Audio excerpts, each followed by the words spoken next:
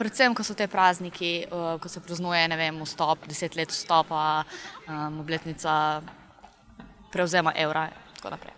To je posledica raznih dogovorov v prejšnjem stoletju, ki imajo zdaj vpliv tudi na naša življenja zdaj. Kadar so kakšne nove reforme, ki se jih spomnejo v Evropski uniji oziroma v vrhu Evropske unije, takrat vem, da bo to vplivalo verjetno tudi na nas Slovence, tako da ponavadi takrat, ja. Ker država, v kateri živim, spada k Evropski uniji in drugače se pač rajši označim kot Evropejka in ne kot Avstrijka.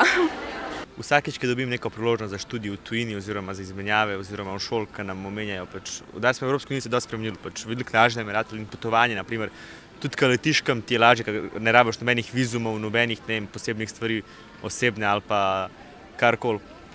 Dovolj ti samo, da imaš osebno izkaznico in da lahko letiš.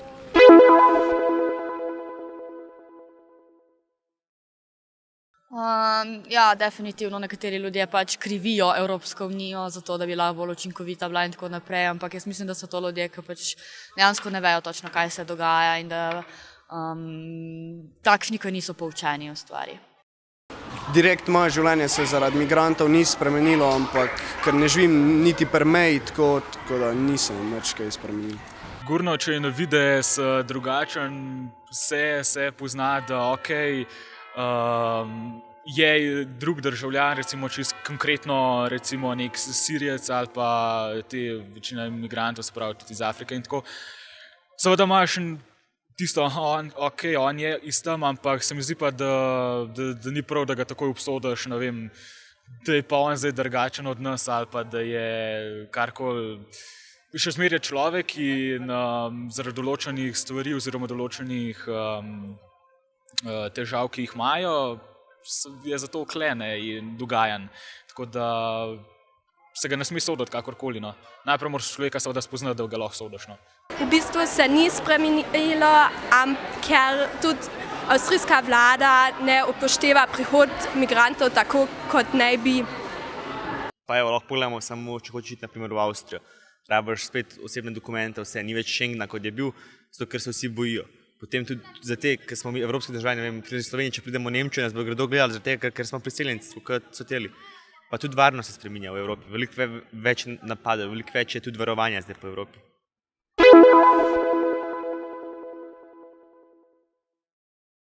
Moji sošolci igrajo, ampak mene to osebno ne zanima, drugače pa jaz osebno ne.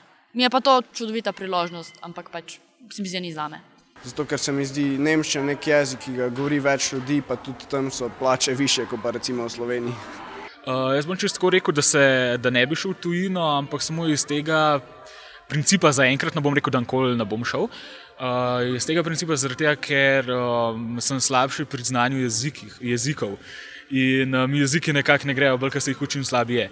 In zaradi tega nekako se držim Slovenije, ampak bom pa rekel, da bi se tudi verjetno vrnil nazaj, ker meni je Slovenija dokaj ljuba. Se mi zdi, da je vseeno lepo, pa lahko bi veliko več naredil, seveda, ampak o tem verjetno kdaj drugič. Če je možnost tu in če je ponudba tu, zakaj ne?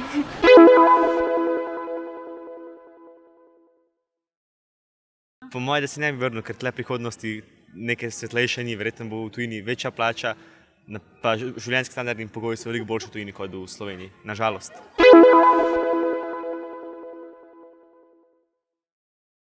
Ja. Na volitve bom sigurno hodil. Hodim. Seveda, voliti, vedno je treba voliti. Po mojem ja, ampak nisem še toliko stara, da... Ne verjamem.